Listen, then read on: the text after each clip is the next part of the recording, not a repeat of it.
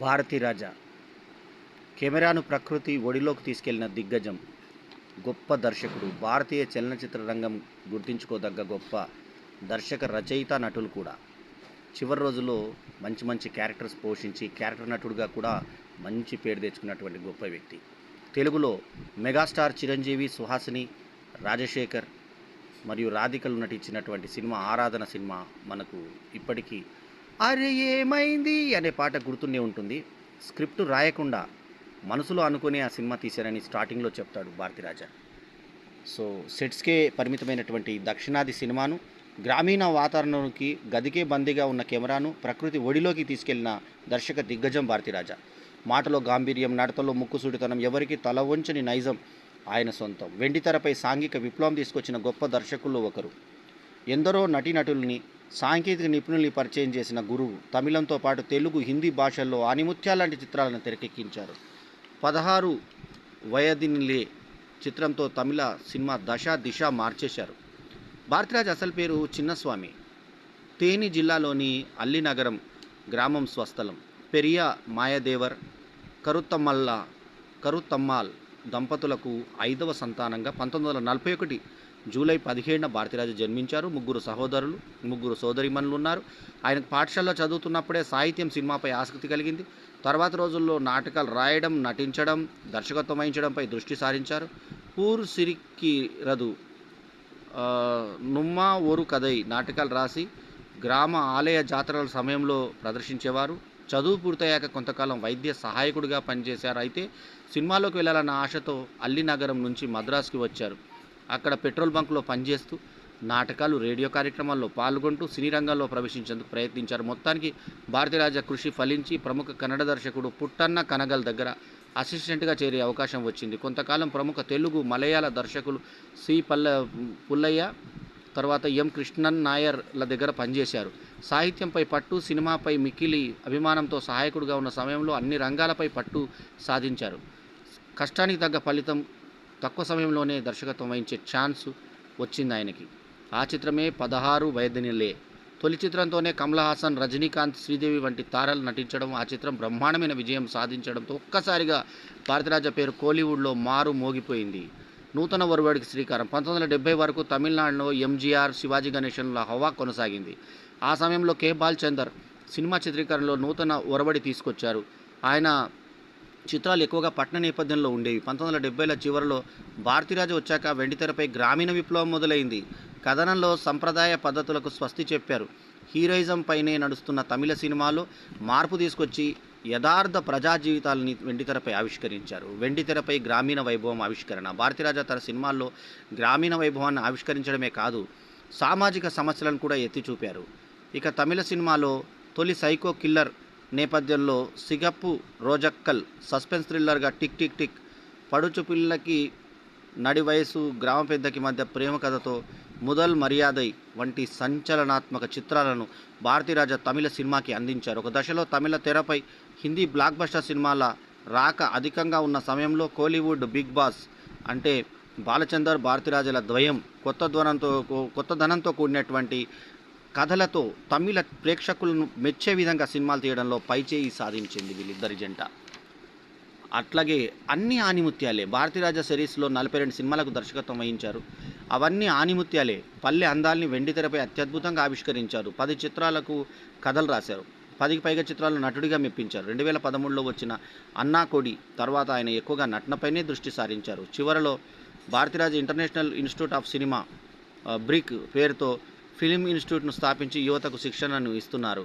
తెలుగులోనూ మరపురాని చిత్రాలు, తమిళంలో అద్భుతమైన చిత్రాలు రూపొందించిన భారతీరాజా తెలుగులోనూ తనదైన ముద్ర చూపారు. ప్రేక్షకులు ఎప్పటికీ మర్చిపోలేని క్లాసిక్స్ని ఆయన అందించారు. హరిప్రసాద్, సుహాసిని జంటగా కొత్త జీవితాల చిత్రంతో తెలుగు పరిశ్రమలోకి అడుగుపెట్టారు భారతీరాజా.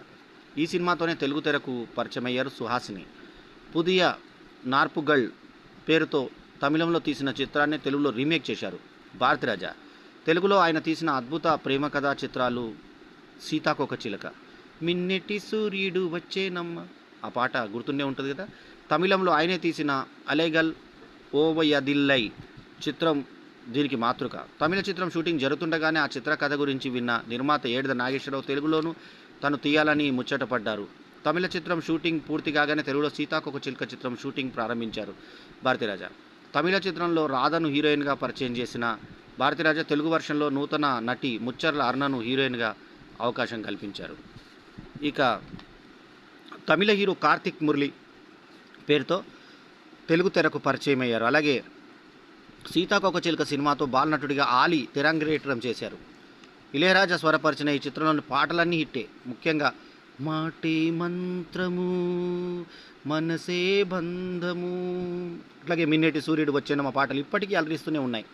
సీతాకోకచిలుక ఘన విజయం తర్వాత కాలంలో మతాంతర వివాహాల కథలతో తెలుగులో మరిన్ని సినిమాలు రావడానికి స్ఫూర్తినిచ్చింది. బాలుకి బాకీ పడిన భారతీరాజాను సొంత అన్నయ్యలా భావించేవారు ఎస్పీ బాలసుబ్రహ్మణ్యం. భారతీరాజా పెట్రోల్ బంక్లో పనిచేసేటప్పటి నుంచే వారిద్దరికీ పరిచయం ఉండేది. తన కెరీర్ ఆరంభంలో భారతీరాజా నాటకాల్లో పాటలు పాడేవారు ఎస్పీబీ.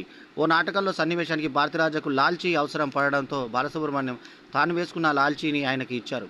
అయితే ఆ నాటకంలో చాలా భావోద్వేగభరితమైనటువంటి సీన్లో భారతీరాజా నటిస్తుండగా లాల్చీ చిరిగిపోయింది. భారతీరాజా తనకు ఆ లాల్చీ బాకీ ఉన్నారని ఓ కార్యక్రమంలో ఎస్పీబీ గుర్తు చేసినప్పుడు ముసిముసిగా నవ్వులు నవ్వారు భారతీరాజా. రీమేక్లు అనువాదాలు హిట్టే.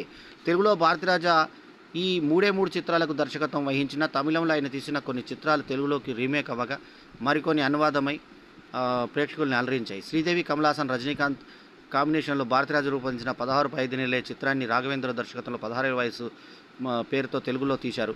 ఈ సినిమాలో శ్రీదేవి కథానాయిక కాగా చంద్రమోహన్ హీరోగా, మోహన్ బాబు విలన్గా నటించారు. అలాగే సుధాకర్, రాధికలను హీరోయిన్లుగా పరిచయం చేస్తూ కిలక్కు సీమేయలే చిత్రాన్ని రూపొందించారు. భారతీరాజా పెద్ద హిట్ అయింది. ఈ సినిమా తెలుగులో తూర్పు వెళ్ళే రైలు పేరుతో బాపు తెలుగులో రూపొందించారు. అలాగే భారతీరాజా రూపొందించిన కిలుక్కి సీమలేలే చిత్రం ముత్యాల సుబ్బయ్య దర్శకత్వంలో పల్నాటి పౌరుషంగా రూపుదిద్దుకుంది. ఇక తెలుగులో అనువాదమైన భారతీరాజా చిత్రాలను పరిశీలిస్తే కమలాసన్, శ్రీదేవి నటించిన సిగప్పు రోజక్కులు తెలుగులో ఎర్ర గులాబీల పేరుతో అనువదించారు. ఈ చిత్రం ఘన విజయం సాధించింది. అలాగే శివాజీ గణేశన్, రాధ నటించిన మొదల్ మర్యాదై తెలుగులో ఆత్మబంధువు పేరుతో అనువదించబడింది. ఇందులోని పట్టి తెచ్చానులే పండు వెన్నెల్లి నేనే ఆహనామామ కోసం పాట సూపర్ హిట్ అయింది. అట్లాగే మాస్ హీరోతో క్లాసిక్ సినిమా. మాస్ హీరోగా చిరంజీవి దూసుకుపోతున్న తరుణంలో ఆయన ఇమేజ్కి భిన్నంగా ఆరాధన చిత్రం తీసి ఆయనలోని కొత్త నటుడిని ఆవిష్కరించారు భారతీరాజా. రాధికా, సుహాసిని కథానాయకులుగా నటించిన ఈ సినిమాలో డాక్టర్ రాజశేఖర్ కూడా కీలక పాత్ర పోషించారు.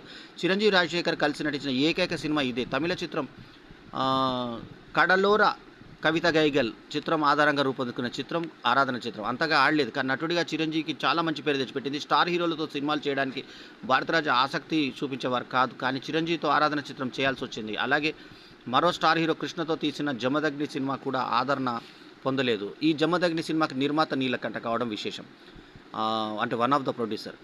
పురస్కారాలు. భారతీయ సినిమాకి భారతీరాజా చేసినటువంటి సేవకు గుర్తింపుగా కేంద్ర ప్రభుత్వం పద్మశ్రీ పురస్కారంతో గౌరవించింది.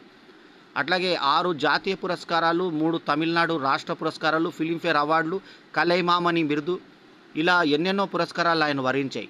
భారతీరాజా తమిళుడైన ఆయనకు తొలి జాతీయ పురస్కారం తెలుగు సినిమాకే వరించడం విశేషం. 1982లో ఆయన తెరకెక్కించిన సీతాకోకచిలుక చిత్రం ఉత్తమ చిత్రం విభాగంలో నేషనల్ అవార్డుకు ఎంపికైంది.